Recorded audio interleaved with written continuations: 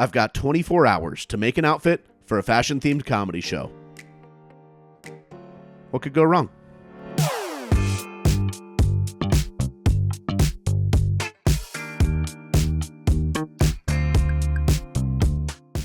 So there's this show called Fashionably Laugh. It's one that I co-host with Lady J, and it's a fashion-themed comedy show for comedians who care a little more about style.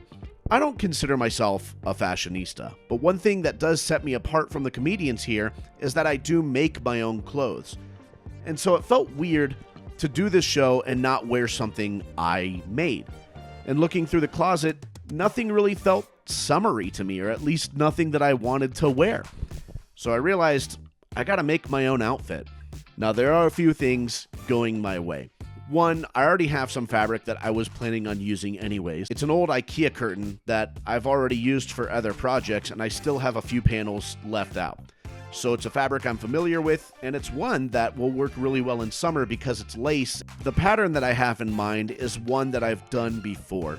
So here's the issue. I have a show tonight in Park City, and I need to be there early because I need to run mic check and light check and all of that fun stuff.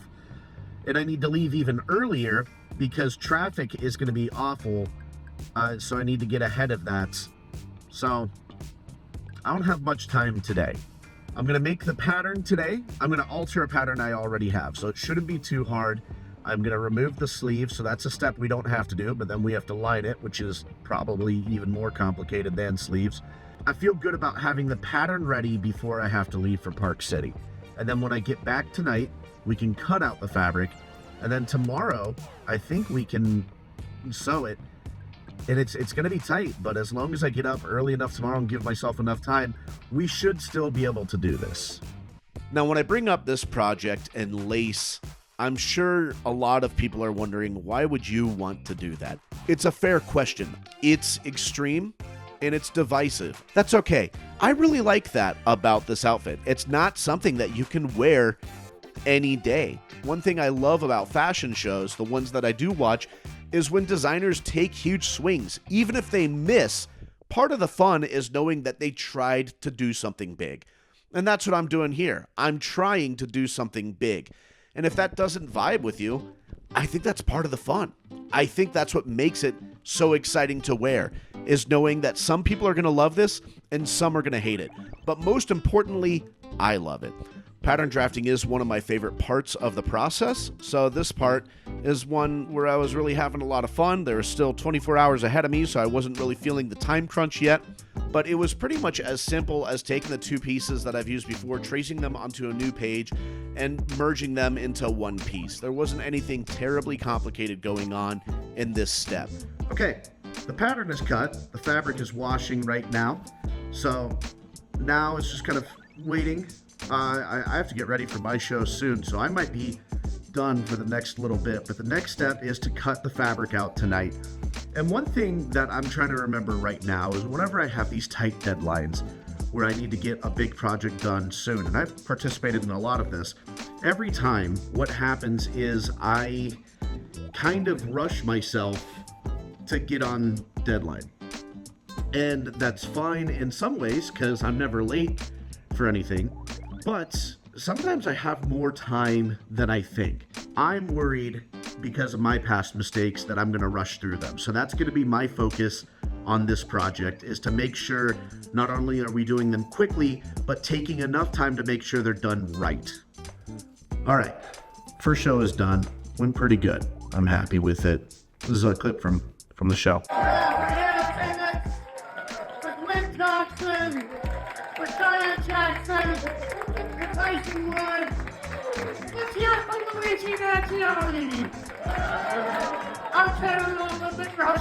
Thank you very much, friend. We're back home. The fabric is cut. It's ready to go. So tomorrow I should be able to just pull it out and start sewing. And what we're going to do is sew the shell and the lining together. We do have a zipper here, so that is going to make things a little bit complicated. But if we just go around the zipper and the neck first, and then we roll around and do the sleeves, or the sleeveless arm side, and then do the sides, we should be able to get this done. I've never done a sleeveless jumpsuit like this before, especially with a zipper, so I may be getting myself into trouble by learning something so new on such a tight deadline, but I am positive about getting this done. I've watched about 1 million TikToks on how to do this, so I think we're good. But yeah, that's where we are. I'm about to call it a night, and then I'll wake up and get started. Okay, so the lining and the lace are attached to each other. It wasn't too complicated. It was a little bit different than how you do a normal jacket with lining, but yeah, it wasn't too hard. Just basically connected it at the neck and then flipped it around and then connected it at the sleeves. I had to do something called the burrito method, but it wasn't too hard. Just took a little bit of patience. So the next step, right now, I'm taking a quick break, a little lunch break. Got me a Baja Blast, because how can you not? The garment is huge. It's very long, but the process itself is pretty simple, actually, because I already have the collar and the zipper attached. Those are really the most complicated parts, as well as getting the lining attached to the arm side for the sleeveless look. So the most complicated parts are done. Next step is flipping it back inside out, so that way we can match the right sides to each other, and then just go down. It should be simple. It's just going to take a second, and then of course we'll have to hem both the shorts underneath the jumpsuit and the legs as well. But after that, we should be good to go. Currently have about 3.5, 4 hours to go, which is that spot where that's enough time to get what you need done, but if you're not careful, it can catch up to you quick. 4 hours for just a few seams left seems like plenty of time, but again, if I get lazy, if I do things wrong, if I don't pay attention to what I'm doing, then it's going to catch up to me. So we're in this spot where it's like, yeah, we're good, but let's not get ahead of ourselves. But after that, we should be ready to go.